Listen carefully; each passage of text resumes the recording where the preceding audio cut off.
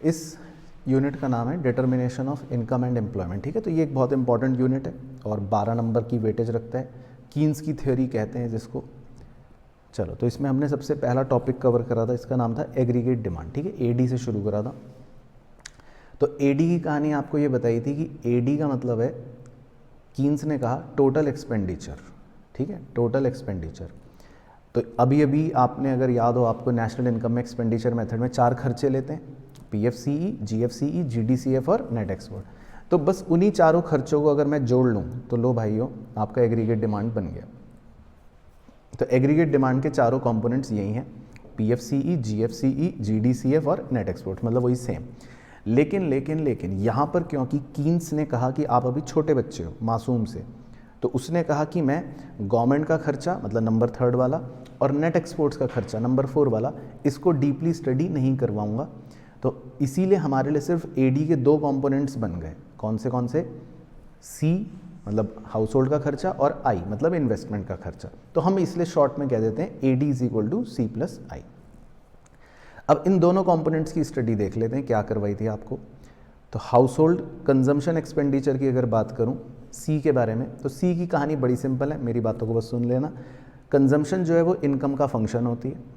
तो कीन्स ने ये एज्यूम करा कि मान लो आपकी इनकम कांस्टेंट रेट से बढ़ रही है, 100, 200, 300, 400, 500, तो आपकी इनकम, आपकी कंजम्पशन भी कांस्टेंट रेट से बढ़ती रहेगी। लेकिन हाँ, इसमें एक खूबसूरत पॉइंट ये है कि अगर मान लो आपकी इनकम 0 है, हाँ, तो ये तुम्हें कैसे पता? हाँ, तो यही सबको पता होना चाहिए। तो कंजम्पशन जो है वो कुछ ना कुछ होगी, और उस कुछ ना कुछ वैल्यू को कहते हैं ऑटोनॉमस कंजम्पशन। फिर इसका एक मैथमेटिकल फार्मूला भी दिया कीन्स भाई ने, वो मुझे ओरली सुना दो जरा एक बार। सी का फार्मूला क्या है? C is equal to C bar plus B Y, बिल्कुल सही। सी बार मतलब ऑटोनॉमस कंजम्पशन, बी का मतलब होता है MPC या स्लोप ऑफ कंजम्पशन कर्व, और वाई मतलब इनकम। बाकी अगर इसका जल्दी से कर्व बनाऊं दिखाने के लिए, तो ये एक बिल्कुल straight line upward sloping curve की तरह बन जाता है। फिर दूसरा कंपोनेंट था इन्वेस्टमेंट। इन्वेस्टमेंट जो होती है वो जनरली रेट ऑफ इंटरेस्ट से रिलेट करती है, जिसका रेट ऑफ इंटरेस्ट के साथ एक इन्वर्स रिलेशन होता है। मैंने आपको ये भी बताया था, यानी कि अगर बैंक से लोन लेना महंगा हो गया, अगर बैंक इंटरेस्ट बढ़ा देगा तो फिर आप लोन कम लोगे तो इन्वेस्ट भी कम करोगे, और अगर रेट कम कर देगा बैंक इंटरेस्ट का तो आप लोन ज़्यादा लोगे तो इंटरेस्ट ज़्यादा, इन्वेस्टमेंट ज़्यादा कर सकते हो। तो इन्वेस्टमेंट का और रेट ऑफ इंटरेस्ट का एक इन्वर्स रिलेशन होता है, ये बात आपको मैंने समझाई दी। लेकिन खैर, कीन्स की स्टडी पर अगर हम बात करें तो कीन्स ने कहा कि भैया 2 तरह की इन्वेस्टमेंट हो सकती है। एक को बोलते हैं इंड्यूस्ड इन्वेस्टमेंट। इंड्यूस्ड इन्वेस्टमेंट जो होती है वो आमतौर पर प्राइवेट सेक्टर वाला करता है प्रॉफिट कमाने के लिए, और वो जैसे जैसे इनकम बढ़ती रहती है वैसे वैसे क्या होती रहेगी? बढ़ती रहेगी। तो उसमें होता है डायरेक्ट रिलेशन। लेकिन दूसरी इन्वेस्टमेंट जो होती है वो होती है ऑटोनॉमस इन्वेस्टमेंट, जो कीन्स ने कहा कि आमतौर पे सरकार करती है, जिसमें कोई प्रॉफिट मोटिव नहीं है, वो इररिस्पेक्टिव ऑफ इनकम सेम रहती है, कांस्टेंट रहती है। तो वो आप चित्र देख ही रहे हो। अब हमें एडी के पर्पस के लिए कीन्स ने क्या बोला, कौन सी इन्वेस्टमेंट माने हम, इंड्यूस्ड या ऑटोनॉमस? ऑटोनॉमस, बिल्कुल सही। तो इसीलिए आपको ये सिखाया था कि हमारी एडी की स्टडी में अगर आप ये शेड्यूल देखो तो हमारी इन्वेस्टमेंट जो है वो लगातार कांस्टेंट रहती है, जिसकी वैल्यू कितनी है? 60 मान लो, एज्यूम कर रहे हैं। तो बस सी और आई दोनों को जोड़ देंगे तो क्या बन जाएगा? एडी बन जाएगा। फिर उसके बाद एक बहुत ही इंपॉर्टेंट खूबसूरत पॉइंट यहाँ पर आपको समझाया था, एक टर्म है जिसको बोलते हैं ऑटोनॉमस एक्सपेंडिचर, यानी ए बार। तो ए बार जो होता है वो होता है सी बार प्लस आई। तो ये मतलब होता है ए बार। सी बार मतलब ऑटोनॉमस कंजम्पशन और आई मतलब ऑटोनॉमस इन्वेस्टमेंट। तो सी बार और आई दोनों को जोड़कर हम ए बार कह सकते हैं, जिसका मतलब होता है ऑटोनॉमस एक्सपेंडिचर। फिर था जी आपका दूसरा एग्रीगेट सप्लाई। तो एग्रीगेट सप्लाई मैं आपको ऐसी ब्रीफ में बताया था शॉर्ट में। एग्रीगेट सप्लाई जो होता है उसके बारे में मैंने आपको बताया था कि इसको हम वाई से रिप्रेजेंट करते हैं, और ये एक तरह से देश की नेशनल इनकम भी होती है। तो हम इसको क्या भी बोल सकते हैं वाई को? NNP/FC। बाकी एग्रीगेट सप्लाई जो होती है उसके 2 कंपोनेंट्स होते हैं। सुनाओ रोहित भाई, कौन कौन से थे?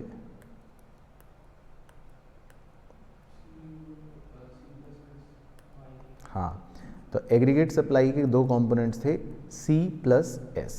C मतलब कंजम्पशन और S मतलब सेविंग। तो इन दोनों को बोलते हैं कंपोनेंट ऑफ AS। तो हम ऐसे भी कह देते हैं कि y is equal to C plus S। बाकी C के बारे में तो आपने पढ़ाई कर ही ली। C तो मतलब क्या होता है, कंजम्पशन, वो तो सेम ही होता है। S जो होता है वो होता है सेविंग। तो सेविंग के बारे में आपको क्या बताया था, वो याद है आपको? यहाँ बता देता हूँ। तो बताओ, सेविंग्स जो होता है वो किसका फंक्शन होता है? वो भी इनकम का फंक्शन होता है। और मज़ेदार बात ये होती है कि मान लो आपकी इनकम कांस्टेंट रेट से बढ़ रही है, लेट से 100, 200, 300, 400, 500, तो जो आपकी सेविंग्स होगी रोहित भाई पहले कितनी होगी? इससे भी कम, नेगेटिव होती है। तो शुरू में सेविंग जो होती है वो मान लेते हैं लेट से -30 नेगेटिव होती है। उसके बाद फिर वो कांस्टेंट रेट से बढ़ती रहेगी, जो भी रेट होगा वो मुझे नहीं पता, मैं तो ऐसे ही लिख रहा हूँ। लेकिन उसके बाद सेविंग जो होता है वो कांस्टेंट रेट से बढ़ता रहता है। तो इसीलिए जब हम सेविंग का डायग्राम पर कर्व बनाते हैं तो कैसा बनता है रोहित भाई? सेविंग का अपवर्ड, लेकिन नीचे से शुरू होता है, बिल्कुल सही, ऐसा बनता है। और इसमें जो नेगेटिव वाला पोर्शन होता है, ये हिस्सा, यानी कि जब ज़ीरो इनकम पर नेगेटिव सेविंग्स होती है, इसको बोलते क्या है, इस हिस्से को डिस सेविंग्स। और इसको अगर सिंबल देना हो तो हम इसको -C भी कह सकते हैं। बाकी इस हाथ के निशान वाले पॉइंट को क्या कहते हैं रोहित भाई, जहाँ सेविंग ज़ीरो है? Very good, break even point. तो ये बात भी बताई थी, ठीक है ना। तो सेविंग जो होता है वो बेसिकली इस तरह से बन जाता है। बाकी अब इसी में दो इंपॉर्टेंट चीज़ें होती हैं, वो देखो क्या है। एक टॉपिक ये कि सेविंग कर्व को कंजम्पशन कर्व से डिराइव करना है, ठीक है। तो इसमें आप यही एग्जैक्ट सारी बातें लर्न कर लेना, लेकिन मैं कहानी समझा देता हूँ आपके रिवीजन के लिए। कि अब मान लो हमारे पास एक कंजम्पशन कर्व है और उस कंजम्पशन कर्व से हमें सेविंग कर्व को डिराइव करना है।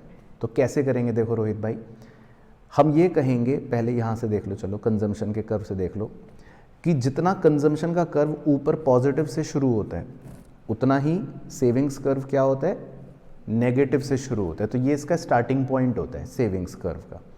और दूसरा पॉइंट आपको ये बताना पड़ेगा, देखो रोहित भाई, कि जहाँ पर इनकम और कंजम्पशन बराबर है, मतलब Y और C बराबर है, ब्रेक इवन पॉइंट है, तो बिल्कुल उसी कॉरस्पॉन्डिंग लेवल पर, डॉटेड लाइन नीचे देखो कहाँ जा रही है, बिल्कुल उसी कॉरस्पॉन्डिंग लेवल पर सेविंग क्या होगी, ज़ीरो होगी।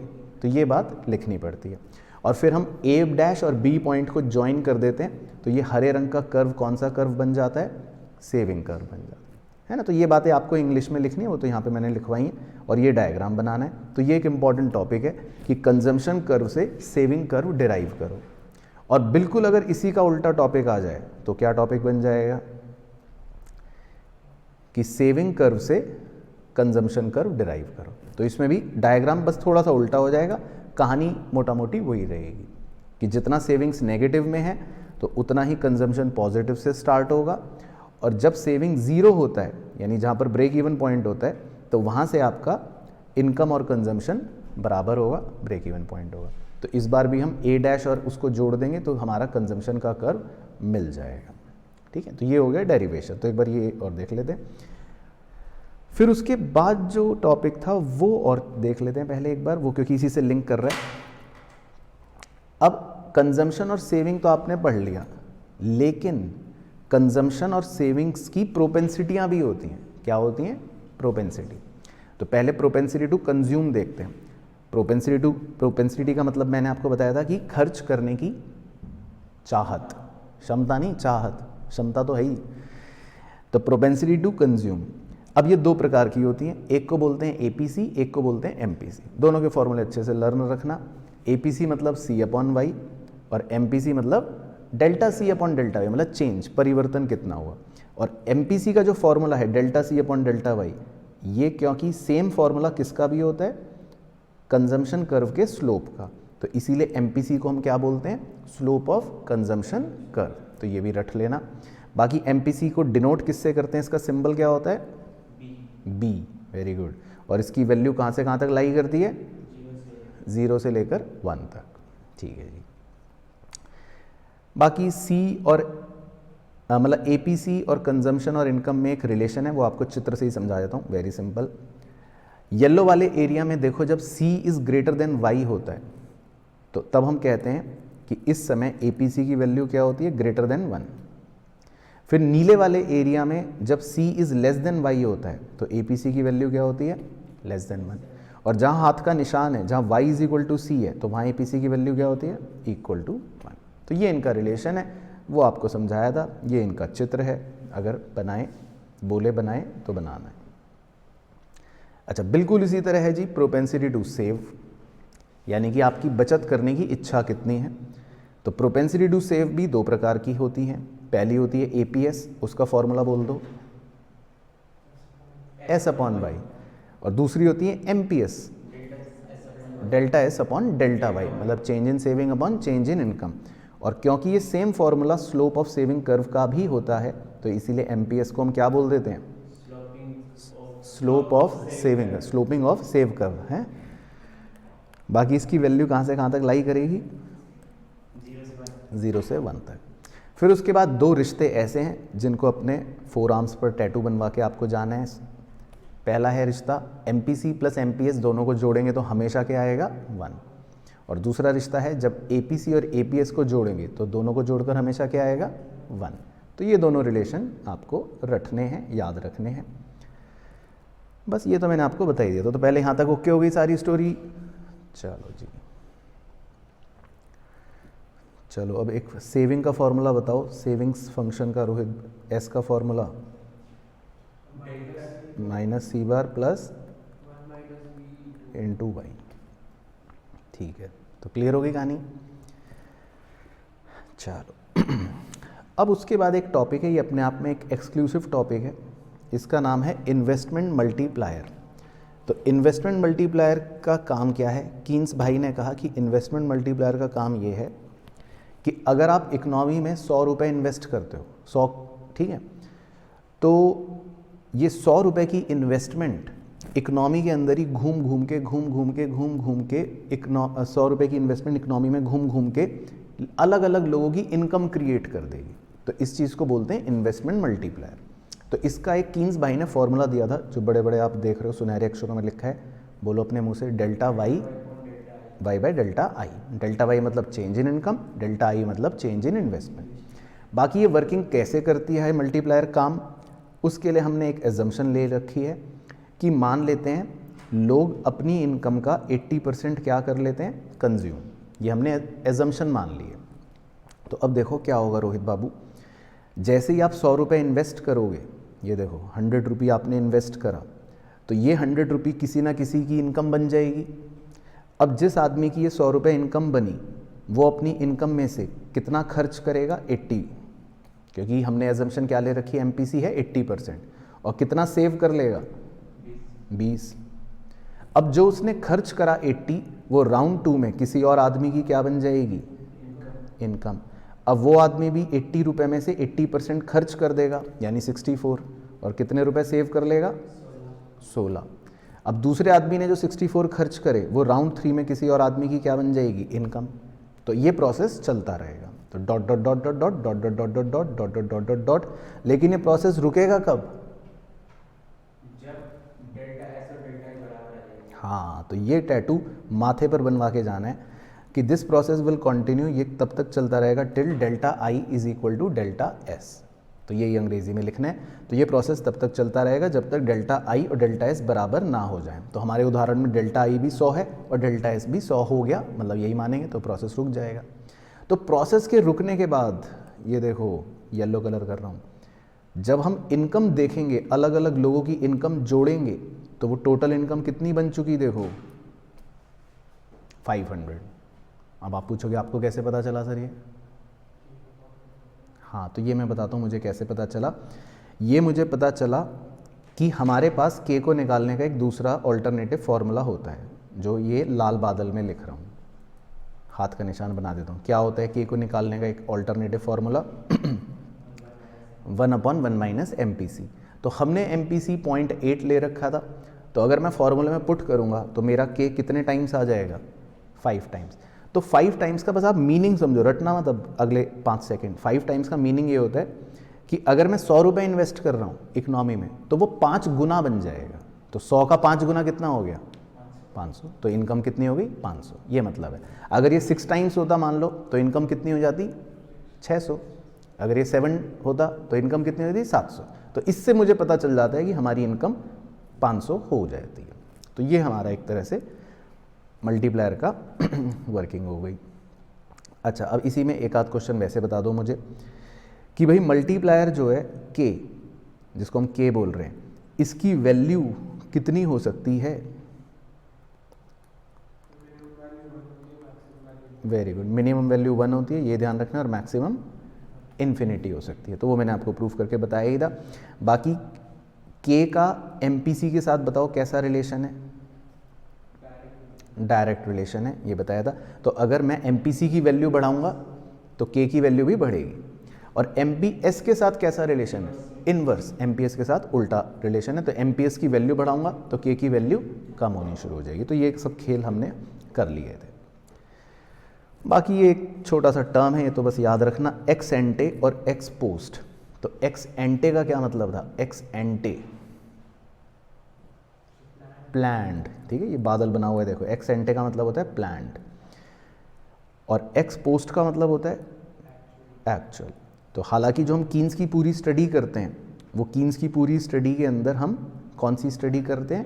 प्लैंड वाली। तो कीन्स की कहानी जो है वो सब कुछ प्लैंड पर चल रही है मेनली, और जो हम बिगनिंग ऑफ द पीरियड करते हैं तो एक्स एंटे बोल देते हैं उसको।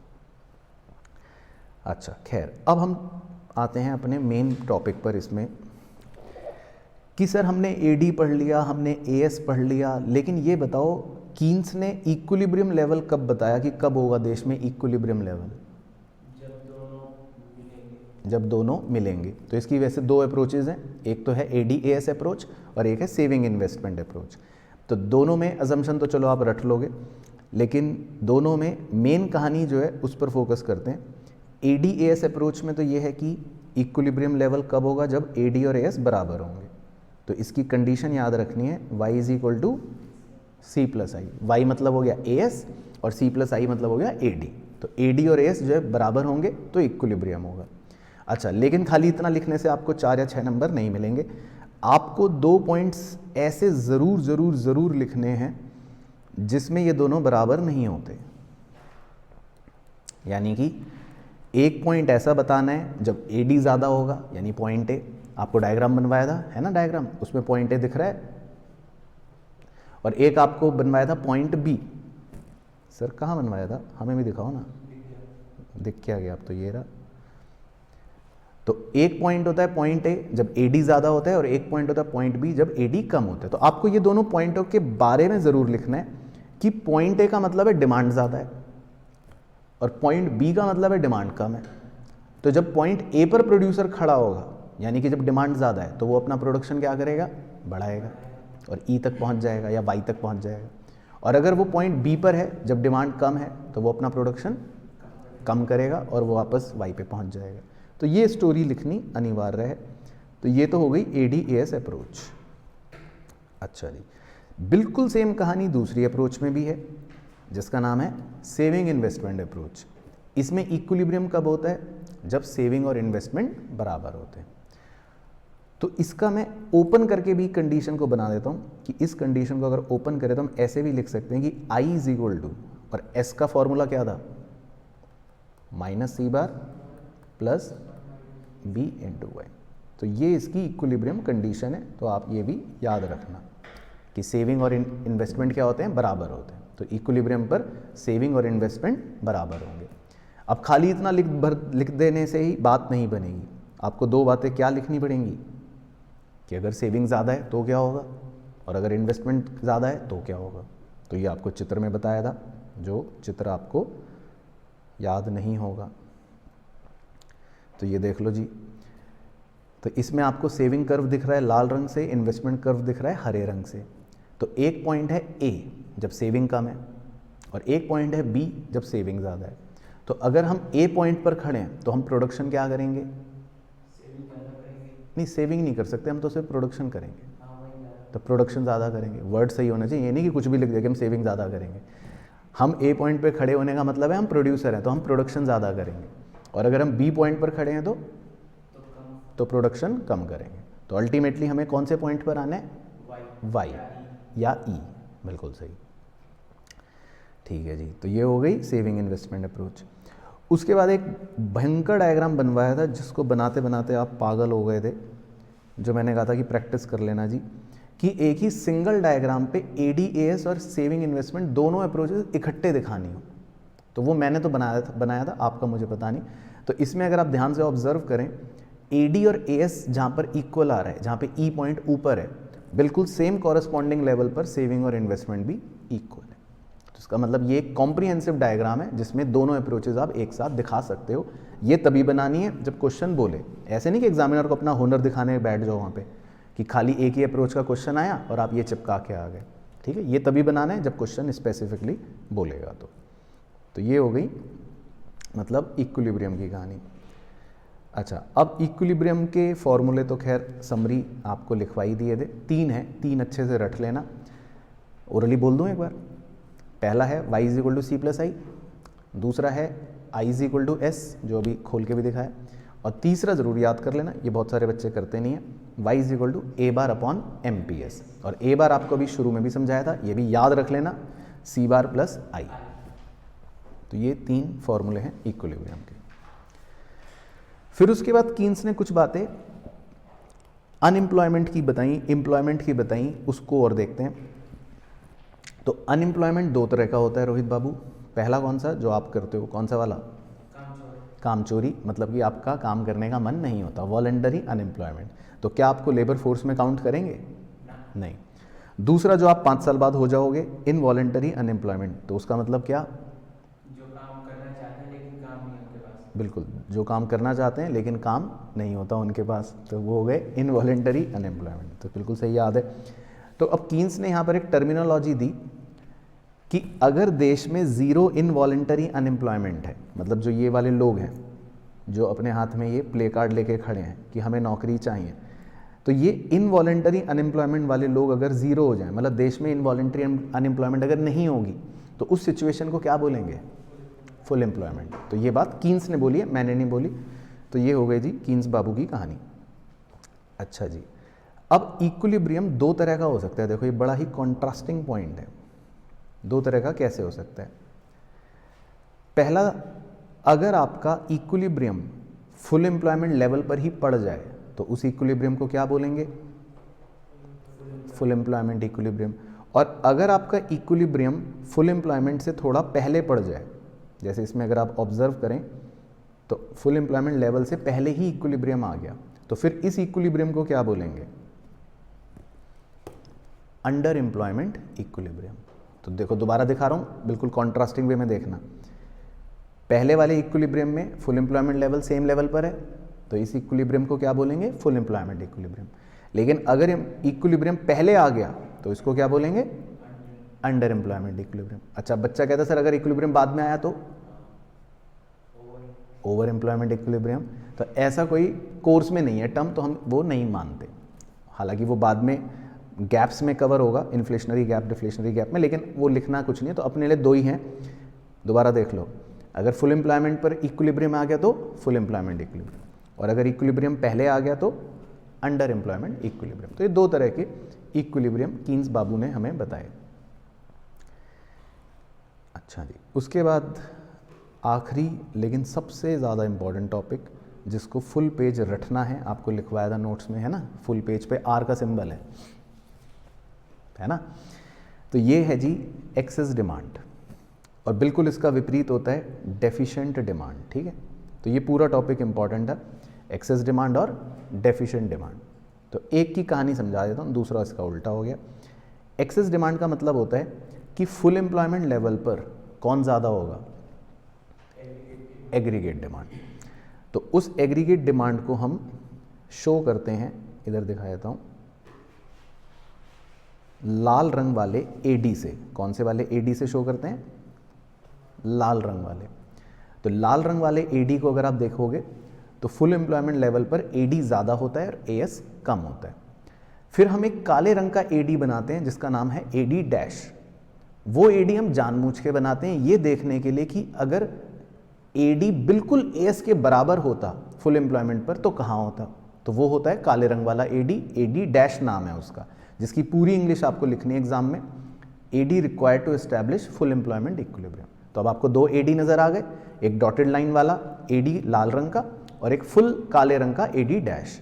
तो इन दोनों एडीओ में जो गैप है ए बी, उस गैप को क्या बोलते हैं? Inflationary gap. तो ये आपको स्टोरी इंग्लिश में लिखवाई थी, वो आप अपने आप देखना, लेकिन ये डायग्राम अच्छे से याद रखना है। तो ये एक्सेस डिमांड और इन्फ्लेशनरी गैप की कहानी होती है। बाकी इन्फ्लेशनरी गैप में अगर आप कुछ भूल भी जाओ तो अपने दिमाग से तुक्के मार देना कॉमन सेंस से। इन्फ्लेशनरी गैप का मतलब क्या है कि प्राइजेस बढ़ रहे हैं, बस यही लिखना है। आउटपुट ज़्यादा हो रहा है। बाकी इसके रीजंस अगर पूछे तो मैंने आपको कहा था 6 रीजंस हैं, ये लर्न कर लेना। अब तो पहला है कंजम्पशन बढ़ रही है, दूसरा है आई बढ़ रहा है, तीसरा है जी बढ़ रहा है और चौथा है नेट एक्सपोर्ट्स बढ़ रहा है। तो एडी के जो 4 कंपोनेंट्स हैं वो बढ़ रहे हैं। बाकी पांचवा है मनी सप्लाई बढ़ रही है, ये बैंकिंग चैप्टर से लिंक कर सकते हो, उससे भी डिमांड बढ़ती है। और छठा है सरकार ने टैक्स कम कर दिया, या आप गवर्नमेंट बजट चैप्टर से लिंक कर सकते हो, क्योंकि अगर सरकार टैक्स कम करेगी तो फिर लोग ज़्यादा खरीदेंगे। तो ये 6 कारण हो सकते हैं डिमांड के। बाकी क्वेश्चन अगर पूछे कि इसका इफेक्ट क्या है, इसका प्रभाव क्या पड़ता है, तो आप लिखोगे कि गुड्स के प्राइजेस बढ़ते रहेंगे इन्फ्लेशन होने की वजह से। इससे एक आदमी बड़ा खुश होगा, कौन है वो? प्रोड्यूसर, क्योंकि उन्हें मुनाफे होंगे। और एक आदमी बड़ा दुखी है, कौन है वो? कंज्यूमर, क्योंकि उनकी परचेजिंग पावर कम हो गई। बाकी एक wage price spiral special point था कि वेज प्राइस स्पाइरल शुरू हो जाएगा। अब वेज प्राइस स्पाइरल क्या था?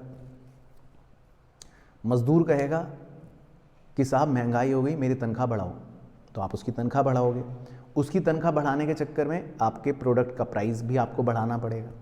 तो प्रोडक्ट का प्राइस जब बढ़ेगा तो मजदूर और 4 दिन बाद आके कहेगा कि साहब महंगाई फिर बढ़ गई, तो आपको उसकी दिहाड़ी फिर बढ़ानी पड़ेगी। और फिर उसकी दिहाड़ी बढ़ाने की वजह से आपको प्रोडक्ट का प्राइस बढ़ाना पड़ेगा। फिर जब प्रोडक्ट का प्राइस और बढ़ जाएगा तो मजदूर फिर कहेगा कि साहब महंगाई बढ़ गई।